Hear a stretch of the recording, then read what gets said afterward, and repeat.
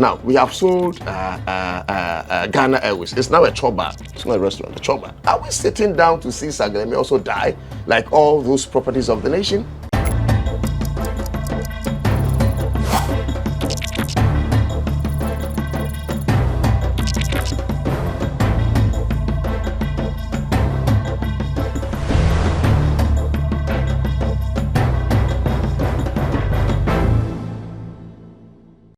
In the last edition of the Lowdown here on GhanaWeb TV, we had an interesting conversation with the Rent Control Department of Ghana and the Tenants Union of Ghana regarding the acute housing deficit in the country. Today, we continue on the same trajectory, except I speak to a group of young men and a group that says it is called Team Saglemi, not for sale.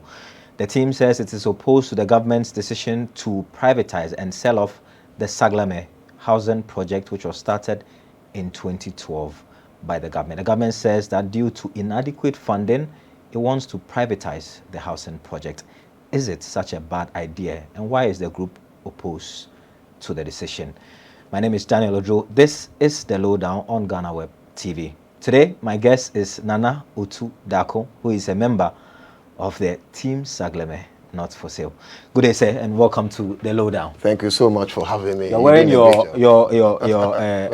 beret. Exactly. Usually, that's what the comrades wear. Yes. Are you a comrade? Like you are. But tell us, what's your position regarding Team Saglemi, not for sale? What's your official role in the group? Thank you so much for having me. Except to add, GhanaWeb is a delight to work with. You have been engaging our minds a lot of times. And I personally have had several encounters, picking information from GhanaWeb. So thank you so much for the kind words you're doing for this country. But let me build this foundation.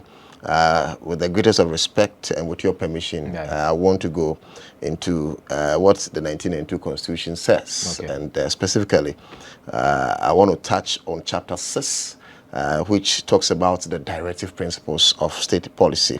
Maybe Article 36(1), and at the tail end, I'll be doing 41H. 36(1) says, the state shall take care, take all necessary action to ensure that the national economy is managed in such a manner as to maximize the rate of economic development and to secure the maximum welfare, freedom, and happiness of everybody. So it means that we have a stake in making sure that at least we put whatever the state does into proper perspective, but it shouldn't be injurious to the social political health of the nation. Let's do 41H that says we have a stake to defend Ghana and render national service when necessary. There's even a part that says that whatever any government has done, successive government will have to build upon it. And that brings me to the question you ask, that what is our position? We are making sure that the spirit and the letters of this constitution is lived to the latter.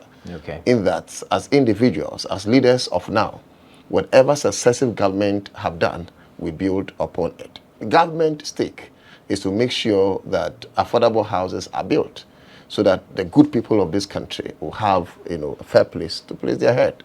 Has government done enough? In 2006, historically, analysis shows that former President J.A. Kufuor began with some 687 affordable housing units. As it were, the next government that came, which was Atamo's government, failed, that it let it to rot.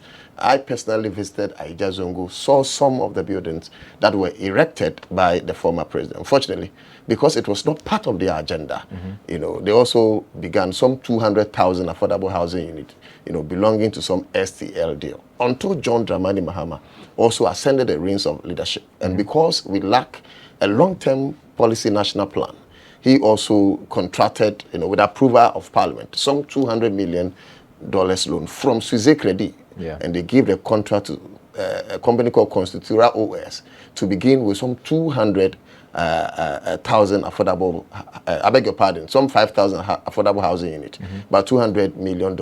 And initially, they wanted to start with 10,000, but reduced to, 5,000. But record shows that by the time they left office, they were able to build 1,506. We thought that government would have finished this project and hand it over to the people. especially why the reasons why that very land was given was to help erect affordable housing and to help especially the security forces, in this case, the military, to have comfortability, as in where, they'll place their head and all those ones. So if government should tell me that they do not have money to continue the project, that they are cash strapped, and as a result of financial bankruptcy, they will want to sell the project off to a private individual. Ask yourself, brother, when did affordability becomes a friendly word to a private-oriented businessman? Of course, they are into business to make profit. And even if we do a quick extrapolations, you know that the 200 million US dollars, assuming that they were even building the earlier proposed 10,000 housing unit, that would mean that they will sell every flat about $20,000, which is about 2.4 billion cedis, if like 240,000 new Ghana cedi. And that if they were able to finish 1,506, the new extrapolations will be that every flat will be sold for at least $40,000. So in the first place, it's not even that affordable. Yes. So that is even government selling. So if it is given to a private entity, mathematically, how is it going to be affordable? So if government should say that they want private, entities to come in and take over, we think that with all due respect, they have not been fair to the good people of this country and the Saglemi township and the Nime and Name in Saglemi for giving them that very land for projection of affordability. So in the first place, they are defeating the very objective and purpose for which that land was secured, which is building affordable housing units. So we are not agreeing, and that has been our position, because we think that government should rather go for loans, if they need be, to finish the Sagleme and hand it over to the people. But Nana, you do admit that the country is going through a lot of economic challenges. It has taken 11 years since the project was started in 2012. And there's no signs to show that this government or the government before it would complete it. Wouldn't it be prudent to see the vision of this private developer before you begin to oppose the idea? Because you are thinking that because it's a private developer, obviously it's going to be sold at a high price, and the ordinary and average Ghanaian will not be able to afford it. But that's a guesswork that you are making without really sitting with the private developer to see whether indeed this is going to be affordable and be, if you like, a continuation of the policy by the government to make it affordable for the ordinary Ghanaian. Fantastic question. But to start with, let me say that we have so many people who have been sentenced into several prisons. And most often than not, it's not as if that they are guilty. But because they couldn't handle their case well, even though they are innocent, based on the prima facie argument that were advanced in court, today they are fined behind bars. Okay. Now, what argument am I putting? Government may even have a case. But sometimes the approach, if government was telling us that based on the fact that we are reaching financial bankruptcy and that we will not be able to finish, because then the last time we visited the minister, he told us that to finish this new project and give it over to Ghanaians, that will mean we need about some $149 million. So if government, in addition to the 200 million that has already been sunk into it. Yes, so that's why they want to begin a new one at Amasaman. And that brings me as a solution to the question that you're asking. So government could have pegged it, that this is what we want to do based on that germane reasons we are given. But not when you want to sell off this affordable housing unit and begin new one to your credit. Okay, so you think it's a political game? Beyond it being a political game, we look at the substance of the matter, the available evidence in hand. And the available evidence in hand is that if you should visit Amasaman right now, they've started some minimal work at the Amasaman. At a time when the minister says that they've not even engaged the so-called private developer who is going to take charge of the place. They've started some work. They tell us that they have not approved the funds that are supposed to be injected in the new work. So who approved the new funds that have, energized them to start that minimal work? So the point I am making is that government cannot tell me that they are selling off Sagleme because they are cash trap, and at the same time building a new project. Build a new project with some new resources. If government have any money, they should use that money to complete some few they can, so that when that is completed, they will sell it and make sure that the others are completed. But you do know that the Sagleme issue is also a contentious issue in court, because the former minister Atachi had said that some mismanagement and misappropriation of funds happened under the NDC administration, and they were trying to reconcile the figures, and so that matter is still in court. Don't you think that that could be a reason why they do not want to put in money to complete the Sagleme project? I think that you have even put the matter into proper perspective. Reasonably, why do you sell a subject matter that is being contested in court? Okay. So when court finishes its proceedings, proceedings, I should say, and comes out with a verdict that what is his name? The then minister of Collins Dawda, because he is the victim of circumstance now. Yes. If government should say that Collins Dawda, is culpable or misappropriated the funds that were given to him, and so he should be arrested or whatever, and Sagleme by that time is sold, what will be the evidence that will be tendered in court? Okay. By then the private developer would have developed afar. And so the state at which Collins Dawda may have left the affordable housing unit cannot be the same exhibit that will be tendered in court. Okay. So the point is that it is even in court. So you would have waited until the court comes out with its final submission, verdict. Then we can say that this is the true position of the court. So henceforth, this is the directive of the court. Okay. But you see, in as much as I believe in some justices in our country, I don't even believe wholly in our justice system. And as youth and as leaders of now, because we are not leaders of future, we are leaders of now, we need to take a keen interest in how our court is reconfigured. Our judges and judiciary is reconfigured. You can't have a situation when a certain president keeps packing the court and journalists are silent.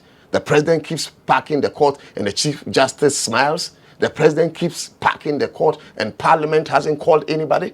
The president keeps packing the court. And that there's no cap ceiling to how many people should be called to be Supreme Court justices, justices of the appellate courts, resonating through all the other court ranks and so forth and so on. So chances are that on this matter, because it is government position to want to sell Sagleme, I'm not saying, because that would be prejudice to conclude that will be a determination of the court, or that will be the verdict the court will come out with. But based on some precedent, a historical antecedent, you understand, I can conclude without any fallacy or hasty generalization that chances are that if this matter should even finish in courts, the government can even be given the go-ahead to sell Sagleme. By then, where will we be standing? We have sold almost all the very important things in our nation.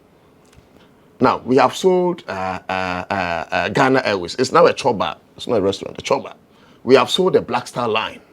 We have sold Ghana's drill ship. Almost all the important is Ghana Telecom is now Vodafone and whatnot. Are we sitting down to see Sagleme also die like all those properties of the nation? Now, what has the government added to the facilities already built, especially at a time when there's a 1.8 million housing deficit in our nation? So, my brother, we are not leaving this to chance at all. And this is not the normal MPP NDC youth matter. They go behind MPP, they go behind this, and the matter die on the way. No, they can't sell Sagleme. Not because they don't have the authority, but because Article 1, Clause 1 of the 1992 Constitution says that sovereignty lies in the people. Power emanates from the people. We are the people. We gave them the people. They are living on our proxy.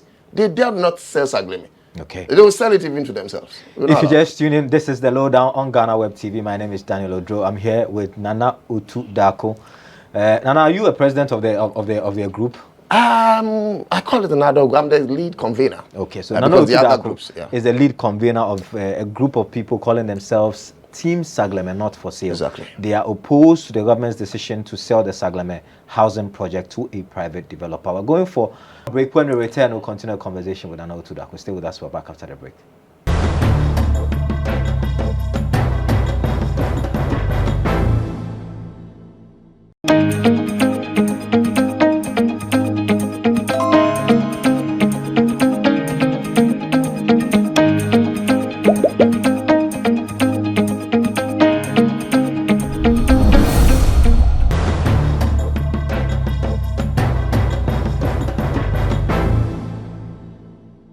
You're welcome back from the break. This is still the Lowdown with me, Daniel Oduro. I'm having an interesting conversation about housing again. Last week, if you tune in, you realize that we had a conversation with the Rent Control Department and the Tenant Union of Ghana about the housing deficit in the country and the need for the country to have a proper roadmap in terms of how they are going to fix and solve that critical need of the citizenry. Government has decided to sell off the Saglemi housing project to a private developer, and a group calling itself Team Saglemi, not for sale, is opposed to that idea. Nana Otu Darko is the lead convener. He's been my guest the last several minutes. Nana, you want Ghanaians to have a place to lay their heads. Exactly. How do you care in what form and shape it comes, whether it's a private developer, whether it's from government? Why do you care that it should come from the government? Government has proven over the years that it's really incompetent in terms of the housing issue. The likes of SNIT, the likes of Greta, they've done some amazing work in terms of, building a lot of these housing units. Why can't a private developer help in that regard? So I think that your question will help us clear the doubts, if like ambiguity, of somebody thinking that we are against any private developer making ends meet. Of course. We also have family members who may have entered into other fields of endeavors, maybe including but not limited to real estate. Right. So that if this private developer seeking to buy Sagleme, for instance, is my uncle, somebody will say that wouldn't you be joyous that, the proceeds definitely will come home to take care, of the family and all those ones. So the argument must first be drawn and put on record that Team Saglemi in its entirety is not against the progress of any and every private developer, especially when most of these private developers are Ghanaians. Of course, when they get the returns, it will not be repatriated. Yes. To be used in engaging, if like companies that will give even jobs to the youth and all those ones. Only that we are against a certain principle that is being broken. And I earlier indicated that the foundation of contracting that $200 million loan was to build affordable housing unit. And premium, my brother, must be placed on the word affordability. Even that is subjective. Many have said that it was not going to be affordable anyway. Exactly. To the So I did the maths that even if government is selling, it's not too affordable. Yes. So when a private-oriented businessman comes in, won't it even defeat the purpose the more? Maybe government is willing to write off half of the loan and said, okay, we are going to take 100 million instead of the 200 million we invested into. So the investor... The loan that we have contracted, that we are paying interest already. It's bad debt. It's bad debt. Sometimes you do business like and you are going to bad. China to cancel your debt. Exactly. As if they did not fight for their own. Exactly. Maybe that's the arrangement. No. So those are assumptions. Those are assumptions that we can make. But I think that we will believe at the point if we conclude that maybe we are against some private developers somewhere or not. Yeah. But what we are against is that, or if you like, what we are for is that government contracted a loan for a purpose. Yeah. Because if the foundation was not built on affordability, chances are that Parliament wouldn't have approved the loan. Yeah, that I agree. So Maybe, and chances are that yes, the chiefs would not have given the exactly. Land. So Parliament approved the loans based on that purpose. We can even say that we have contracted the loans. Yeah, the interest will be borne by the ordinary citizens of this nation. Right. And that we are deciding that we are giving the whole affordable housing unit to the military or to the security services. Okay. They protect us in this nation. That they should not even pay a dime, or if like as mortgages. Yeah. We may lose in the short run, but in the long run, it will help us. Okay. So we must rather venture into a more productive arena than just wanting the easy side of life almost all the time. It's difficult. There are challenges with Saglemi. Obasanjo of Nigeria, former president, said, I think he intimated the point that if there were no challenges or problems, they will not call you as a government to lead a crusade. Okay. Because there are challenges, and because of the challenges, and that we need solutions to the long-standing problems of our country. That is why we got in long queue to elect you, in making sure that you get solutions to our problems. You don't come and rehearse or re-echo our problems to us, that there are challenges with Sagleme, and that is why you want to say, easy way out. Masa, make sure that you finish Sagleme. And that is why you are leaders and the others are followers. Okay. You need to develop your thinking faculties at think tanks. look at other, like arenas that will help you secure some funds in making sure that that dreams becomes a reality. Okay. So, brother, we must also focus on one thing, which has to do with protecting heritage. Let me tell you this. Do you know why we are here? We are here because for long, the current generation have been treating the natural resources and the state properties and assets as their bona fide property. They think it's somewhat a heritage bequeathed onto them by the previous generation. So they sell the gold out without thinking, and that is why we have 5% out of the gold proceeds.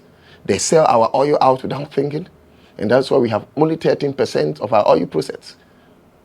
The timber, the cocoa, the least said about them, the better. Why? This is our property. All the resources underground is our property. So when we sell them off and we're able to use the money now, that is fine. But what they forget quickly, that they are rather custodians of the natural resources beneath, holding as custodians in trust of an unseen generation.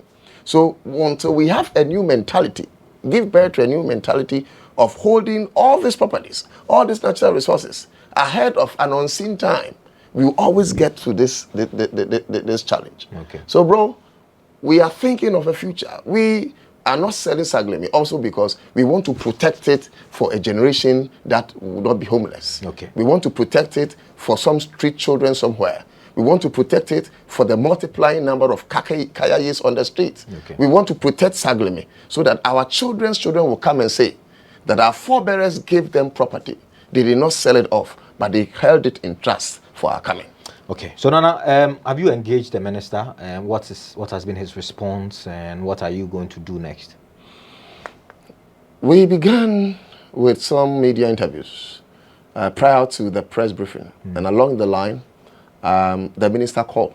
Okay. That was before the Saglemi. In fact, I'm told he's called again after the Saglemi. But I've not had a chance to speak to him following there. So he called earlier that he wanted to meet us, that probably we don't even understand the issues. Yeah. Now, we gave him the benefit of the doubt, went to the Minister of Works and Housing and met with him with an entourage of an expert team of some directors, I think including the chief director. Okay. They made their point, and of course, they fell on the same issue, that government is cash-strapped. They can't get $1 million, and that they want to use $55 million rather in building some 12,000 affordable housing units at Tamasame. Now, on the face value, you may want to support them, because if $200 million will give us just 1,500 housing units, then why don't we support the government? Because after all, only $55 million is giving us not 5,000 housing units, 12,000. 12,000 housing units. Okay. It will interest you to know that in the course of our discussion, we realize that $55 million is just a chicken change that falls short of some 40% of the total amount of money needed to start and finish the project. And that even accounts for the role that government is supposed to play, which includes the provision of the land. Okay. So even if we do the mathematics, let's assume the land should quantify it to be like $15 million. Take the $50 million or $20 million from the $55 million. You'll be left with some $30 million. Are you telling me that you can begin and end 12,000 housing units with $30 million? Maybe there are small moderate, local. No, of the same standard. Okay. Of the same standard. Maybe they will use a lot more local input. At this time, when the dollar is now 12, you see, Sagleme, na dollar na yes and 4. And $200 million could give us 1,500 housing. Maybe it was inflated, but so you don't believe that they can use the 55 million to build 12,000 units? It was never true yesterday. It can't be true today. It will never be true tomorrow. $55 million cannot get us 12,000 affordable housing units. Okay. It's not enough just to build the flats. You need to construct the roads. You need to give water. Electricity must be taken into account. Street lights, so forth and so on. You must design the place to give it a serene atmosphere for people to occupy. So you don't believe them from the beginning? It's not even true. It's not possible. Okay. And the minister himself knows that they cannot use $55 million in finishing 12,000 affordable housing. So it was after my producer, he produces me on TV, Fugu, asked further that, are you saying that the $55 million is to build 12,000 housing, that he explained, gave proper explanations that no, the $55 million is supposed to be what government, government commitment. Government commitment. Okay. At a time where you don't even know who the private developer is. How much is the total project going to cost? They say they don't know. So that 12,000 units is also going to be in partnership with the private developer? Yes. Okay. So 60% will be from the private developer, and government will take 40%. Yes, 40%. Okay. So we believe that going forward, maybe we must have a different trajectory, put this matter on a different wheel. Because when we further consulted and engaged the minister, like you asked me, I've been able to consult the minister. He tried, as a politician, he will want to convince you, of course, in making sure that you buy into the idea. But he is in for his government. It is our government. But maybe for his political party that brought the government. And we are supposed to be the gatekeepers of the nation. We are supposed to put that minister in check because we pay him. The house he sleeps in, we gave him. We gave him everything that makes him comfortable. Have you had people accuse you that you are doing this for the for the NDC? You are doing the bidding of the NDC. We don't care. That is what they have done in the past. And they have silenced so journalists. That has happened. People have told you that you are doing a bidding of the NDC. Not yet, but they will say it. Okay. But do you care? No. Let me tell you. Whatever you say or do will either exonerate one party or hurt the other. When it exonerates NDC, you are against MPP. But if it goes against NDC, they will tell you you are for the other parties, so forth and so on. And that is why journalists have been neutral for so long a time, that our nation is being destroyed. I am not a neutral journalist. I don't want to be a neutral journalist. Neutrality is not in my dictionary. I am that kind of journalist that add my weight to the truth, whether it affects NDC positively or it affects them negatively, and the vice versa is true. So yes, let them say, let them talk, but posterity will be the greatest judge. Me, NDC atade de machete da, and MPP atade de machete da. Enyo na ade be me. Stay your small corner. Allow me lead the crusade for my people. Many years after, when we are dead and gone, the children that will come after us will say that these people did it right or not.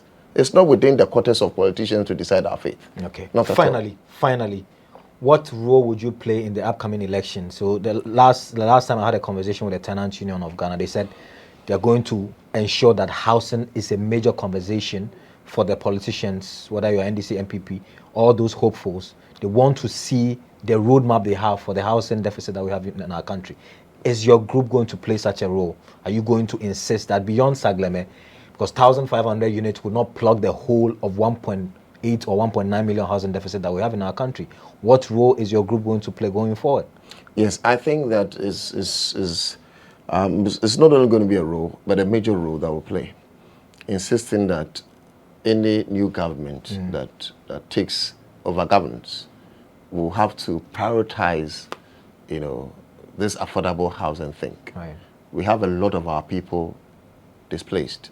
A lot of them not only wallowing in poverty, but they do not have, a place to lay their head. So that whichever political party that you're demanding the thumbs or votes of the people, you must make housing your priority. So based on that, we'll be able to massage, the issues, draw conclusions that between or amongst this political target, we believe that based on the manifestos that have been presented, because currently we fall short of a national agenda plan. Right. So based on the manifestos that have been presented, we believe that this is the, if like, political party that will help us going forward in 2024. This government, except they change, I don't know what their manifesto will talk about, in the coming days. But they would have a different candidate. So definitely, Nanado will not be the same candidate. So maybe a different candidate would have a different plan. But the candidate will inherit the successes or failure of Nanado. So that if Nanado did well, chances are that the candidate is the next president of the country. Now we have to wipe the slate clean for all of them. If the Nanado failed, no, we will not do that. Okay.